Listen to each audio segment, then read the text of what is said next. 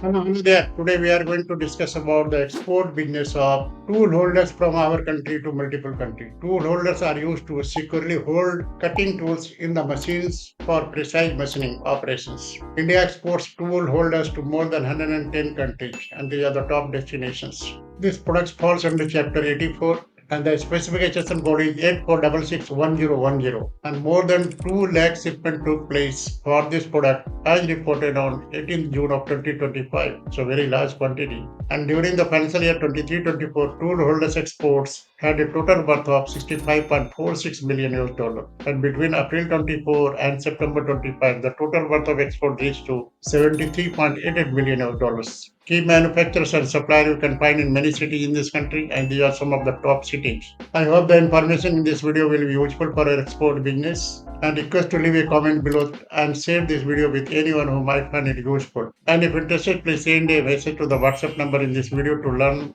about the export business processes and compliance. Thanks for watching this video. Wish you a very successful export business journey.